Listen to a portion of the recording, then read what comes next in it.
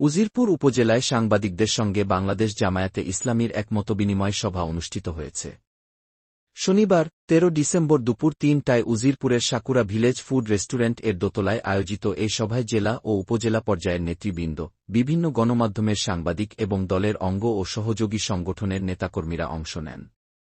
সভায় সভাপতিত্ব করেন উপজেলা জামায়াতে ইসলামীর আমির আব্দুল খালেক। অনুষ্ঠানটি সঞ্চালনা করেন উপজেলা জামায়াতে ইসলামীর সেক্রেটারি মোহাম্মদ খোকন সরদার।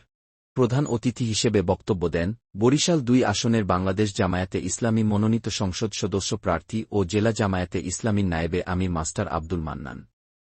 তিনি বলেন, বরিশাল ২ আসনের মানুষ দীর্ঘদিন ধরে অবহেলা ও বৈষম্যের শিকার। শিক্ষা, স্বাস্থ্য, যোগাযোগ ও কর্মসংস্থানের ঘাটতিতে এ অঞ্চলের মানুষ কাঙ্ক্ষিত উন্নয়ন থেকে বঞ্চিত।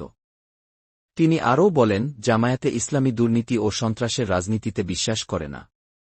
জনগণের রায় পেলে সৎ, দক্ষ ও আল্লাহভীরু নেতৃত্বের মাধ্যমে মানুষের মৌলিক অধিকার নিশ্চিত করা হবে। সভায় সাংবাদিকদের বিভিন্ন প্রশ্নের জবাব দেন তিনি এবং গণমাধ্যমের গঠনমূলক ভূমিকার প্রশংসা করেন। আমরা তো নির্বাচিত হতে পারি বা নাই বা পারি, আমরা তো একটা দেশের বৃহত্তর রাজনৈতিক দলের সদস্য হিসাবে আপনাদের সাথে সুসম্পর্ক আমরা আজীবন বজায় রাখার চেষ্টা করব ইনশাআল্লাহ। উজিরপুর বানারীপাড়া উপজেলায় আমরা নির্বাচনে যে প্রতিদ্বন্দ্বিতা করতে যাচ্ছি, এই এলাকার গণমানুষের কল্যাণের জন্য আমরা কাজ করতে চাই। এই জন্য আমরা কোনো দল কানা বা দলবাদী আমরা এটা পছন্দ করি না।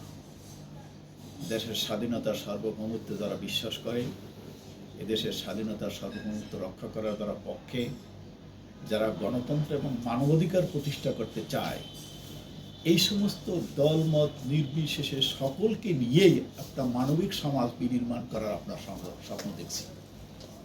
সেক্ষেত্রে সাংবাদিক বন্ধুদেরকে আমার অনুরোধ থাকবে, আমাদের এই কাজকে ত্বরান্বিত করার জন্য আমরা আমাদের জন্য, মানে আমাদের বলতে আমিও আপনাদের, আপনারাও আমাদের, সবাই মিলে আসেন আমরা দেশটাকে একটু গড়ি। দীর্ঘ ৫৪ বছরের যে জঞ্জাল, যে আজকের সন্ত্রাস, চাঁদাবাজ, দখলদারি, হত্যা, ধর্ষণ, খুন, রাহাজানি, মানবাধিকার বঞ্চিত, আমাদের জানমালের ইজ্জতের নিরাপত্তা সম্পূর্ণভাবে অনিশ্চিত। আজকে জিয়ের হাতে মা মেয়ে নিহত। আজকের এই যুগেও কলেজ পড়ুয়া ছাত্রী পরীক্ষার কেন্দ্র থেকে বাড়িতে যাওয়ার পরে পথে সেখানে দিবালোকে তাদেরকে টানা হেঁচড়া করে নিয়ে গেল, লোকজন তাকিয়ে দেখলো, কিন্তু তাদের বিরুদ্ধে কথা বলার মতন কোনো লোক নেই। এক্ষেত্রে এই সমাজটাকে একটা মানবিক সমাজ বিনির্মাণ করার জন্য সাংবাদিক বন্ধুদের ভূমিকা খুবই গুরুত্বপূর্ণ। আসুন এই সমস্ত বিষয়গুলোকে এই জঞ্জাল থেকে মুক্ত করার জন্য আসুন আমরা ঐক্যবদ্ধভাবে কাজ করি। সাংবাদিকরা সমাজের দর্পণ, সমাজের আসল চিত্র তুলে ধরে সমাজটাকে যাতে আরো এগিয়ে নিয়ে যেতে পারে, সেই কল্যাণের জন্য আমরা নির্বাচিত হলে আপনাদের জন্য কাজ করবো। আমরা এই জুলাই বিপ্লবে যারা শহীদ হয়েছে, জীবন দিয়েছে, যাদের রক্তের বিনিময়ে আজকে আমরা এখানে আসতে পেরেছি এবং স্বাধীনভাবে মনের কথা খুলে বলার মতন সুযোগটা পেয়েছি, আমরা তার সাথে সাথে এই জুলাই সনদের স্বীকৃতি, এটা যদি আমরা যদি ক্ষমতায় যেতে পারি, এই হানা যে ভোট, গণভোট আসবে, সে গণভোটে যদি বিজয় হয় আলহামদুলিল্লাহ, যদি নাও হতে পারে তারপরেও যদি আমরা ক্ষমতায় যেতে পারি, তাহলে জুলাই সনদ বাস্তবায়ন এবং এই জুলাই যোদ্ধাদের স্বীকৃতির একটা স্থায়ী ব্যবস্থা করবো আমরা ইনশাআল্লাহ। শুধু তাই না, আমরা আপনারা জানেন জুলাই আন্দোলনে যারা শাহাদাত বরণ করেছে, বাংলাদেশ জামাত ইসলামীর সাধ্য অনুসারে তাদের পাশে দাঁড়াবার চেষ্টা করেছে বারবার, একবার নয়। বিভিন্ন ঈদে, বিভিন্ন অনুষ্ঠানে, প্রতিষ্ঠানে যখন তারা ওই আপনজন হারানো ব্যথা যখন আসে ওই সমস্ত অনুষ্ঠান প্রতিষ্ঠানে, তখনও আমরা তাদের পাশে দাঁড়াবার চেষ্টা করতেছি।